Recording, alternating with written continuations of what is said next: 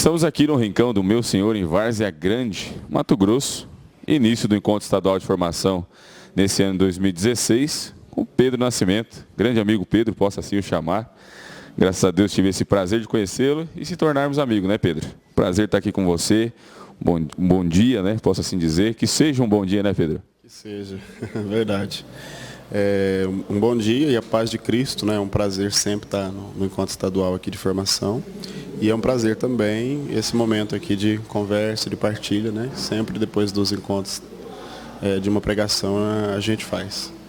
Tá certo. O Pedro, que falou na sua pregação hoje aqui no Rincão, sobre o tema Santidade de Vida no Horizonte da Vida Carismática.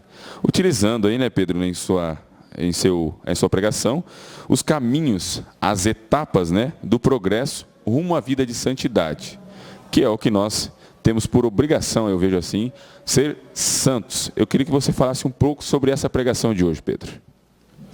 Então, a vida espiritual é dada por Deus para nós, né, no nosso batismo, como uma semente. E ela precisa ir se desenvolvendo a tal ponto de chegar à perfeição, né? Se transformar numa árvore, produzir os seus frutos, né? Chegar na perfeição. Esse desenvolvimento espiritual, ele passa por etapas. E isso a gente encontra em todos os manuais de teologia, ascética e mística, aqueles, né, livros de teologia que tratam dessa matéria espiritual, do progresso espiritual. Dentre essas possibilidades dos manuais, eu escolhi um, que é o de Santa Teresa d'Ávila, que é uma doutora da igreja, porque ela apresenta 7 etapas, né, de progresso espiritual. Então, e aqui ela chama de moradas, né, as primeiras moradas, as segundas, as terceiras, quarta, quinta, sexta e a sétima. A sétima seria a união total, perfeita, plena com Deus, a alma está completamente transformada em Deus, né? Na linguagem de São Paulo, a gente diria que a alma foi configurada a Cristo totalmente, de forma que ela pode dizer exatamente como disse São Paulo: vivo, mas não eu, é Cristo que vive em mim, né? E aí as outras moradas, né? Você vai descendo as quintas moradas, que se tem o conhecimento profundo da verdade, né? Deus infunde na alma o conhecimento da verdade. E a pessoa constrói uma amizade belíssima com Cristo, uma intimidade belíssima. Na quinta morada, a pessoa já não peca mais, né? Não é ainda uma amizade perfeitíssima, né? O grau de perfeição vai ser dado na sétima morada, mas na quinta você já é amigo. E por que é amigo? Por causa da infusão do conhecimento da verdade. Jesus disse certa vez aos seus discípulos: já não vos chamo mais servos, porque os servos não sabem o que fazem o seu Senhor. Eu vos chamo amigos. E por que é que eu vos chamo amigos?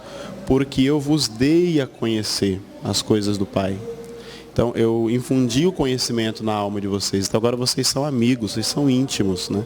E isso ali é da quinta morada, né? As terceiras moradas, onde as paixões se aquietaram por completo, né? Há uma quietude na casa interior e a pessoa consegue ordenar toda a sua vida, seja interior, a sua vida de oração, com as responsabilidades que ela tem na sociedade, na família.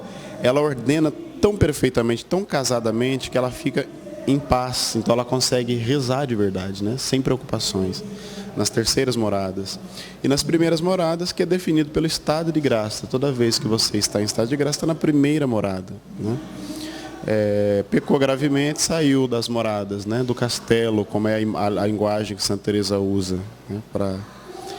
Mas nas primeiras moradas, então, você está em estado de graça, mas você não tem um amor ainda desenvolvido no seu coração. Então é muito fácil você entrar em pecado, né? Mortal, você se afastar de Deus, né? Então é até quase que óbvio você ver que a amizade não está nas primeiras moradas, porque nessas moradas a gente e as almas que estão nelas costumam trair facilmente a Jesus, né? E a amizade não comporta traição, né? Então a amizade está lá nas quintas moradas. Então, o que foi a pregação de hoje? Foi apresentar esse percurso da vida espiritual, começando com o estado de graça, recebido no batismo e reconquistado, se nós pecamos, né? Reconquistado na confissão, E essa vida espiritual vai se desenvolvendo e passando por diversas etapas até se unir, até ela chegar ao grau de perfeição, ou seja, a união total com Deus, de forma que nós temos o que o catecismo e a tradição chama de um outro Cristo. Esse foi o programa de vida espiritual que eu apresentei na pregação, para dizer para todos nós carismáticos que a santidade de vida tem que ser a meta das nossas vidas, né? Tem que estar no horizonte da vida carismática. Eu não posso desejar viver a espiritualidade da renovação por um motivo menor do que esse. E por que eu não posso? Porque São Paulo disse, escrevendo aos Tessalonicenses, esta é a vontade de Deus a vosso respeito, a vossa santificação. Então, sendo essa a vontade de Deus, eu não posso, dentro do movimento, querer alguma coisa mais do que isso, né? Então, a santidade de vida precisa estar no horizonte da vida carismática.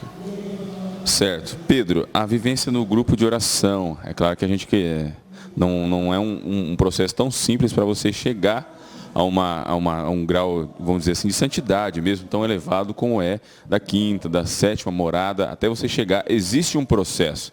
Às vezes as pessoas acabam no meio do caminho, às vezes achando muito difícil, não dá, eu não consigo, eu vou no grupo de oração, por exemplo, os casais, eu já sou casado, eu já tenho sacramento, eu comungo, mas eu não consigo, não dá, a partir daqui é muito difícil para mim, até ali eu vou, mas eu não vou, porque existem alguns casos assim, né?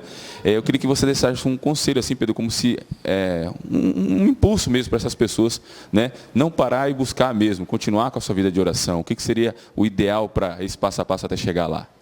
Então, para quem está nas primeiras moradas e quer progredir, é evidente que ele vai encontrar muitas dificuldades. A principal dessas dificuldades chama-se tristeza. Mas uma tristeza não do ponto de vista do sofrimento humano, natural. Aquela tristeza que é, na verdade, uma preguiça de amar. Entendeu? Uma preguiça de amar, uma preguiça de se doar inteiramente, né?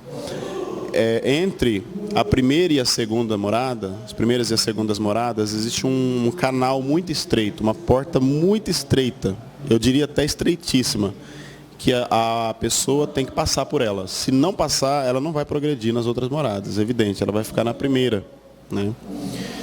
E qual que é essa porta estreitíssima que a pessoa tem que passar? É o total desprezo do mundo e o total desprezo de si, né? Se eu desprezo o mundo e desprezo a mim mesmo, de verdade, eu consigo passar para as segundas. E o que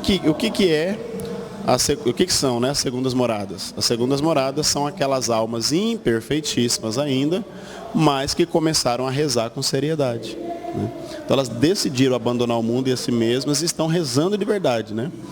Então, se a gente faz isso e passa por esse ponto, pronto, a coisa é mais fácil dali por diante, porque o mais difícil é você decidir morrer, entendeu? Então, eu diria que nós temos muitos santos na igreja hoje. Os santos são a prova viva de que é possível você progredir espiritualmente. Diria ainda que todos os meios necessários e suficientes para a gente alcançar essa profundidade já estão ao nosso alcance, né? Os sacramentos é uma realidade sobrenatural que nos ajuda muito. A cada confissão, além de receber o perdão dos pecados, você recebe ainda a infusão da graça para resistir o pecado. Na comunhão, você recebe o próprio Deus, porque o que é o processo de crescimento espiritual, né? É você se transformando no Cristo. Só que na comunhão você já recebe o Cristo, no qual você vai se transformar. Ele se une a você.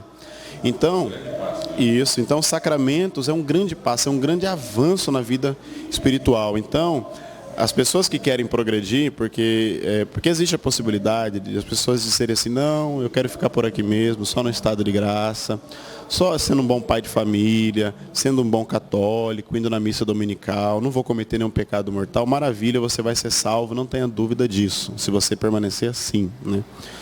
Mas o problema é que quem fica nas primeiras moradas está sempre numa zona de risco, porque as paixões estão vivas dentro de nós. Então, o risco de você cair nas primeiras moradas, de cair para fora do castelo, é muito grande, né?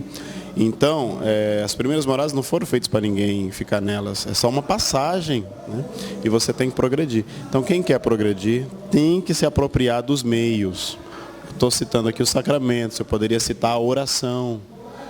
E os grupos de oração, como você começou a colocar, é uma excelente oportunidade para você exercitar isso. Porque nos grupos de oração a gente reza, a gente louva, a gente vive em comunidade, a gente se ajuda, né?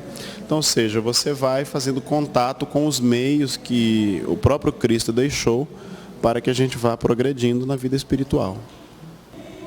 Olha, é muito importante esse passo a passo que o Pedro nos ensinou aqui hoje, né, com a sua pregação no Rincão e agora conosco aqui nessa entrevista. Eu quero agradecer mais uma vez a disponibilidade do Pedro, que sempre que a gente precisa, o Pedro vem, tá nos estúdios, ou é na web rádio, ou é aqui gravando com a gente os vídeos para a gente estar disponibilizando para o pessoal da renovação do nosso movimento muito bonito. Pedro, muito obrigado, Deus abençoe você, sua família, que infinitas graças sejam derramadas na sua vida aí. Amém, assim seja. Deus abençoe. Renovação Carismática Católica, Encontro Estadual de Formação 2016.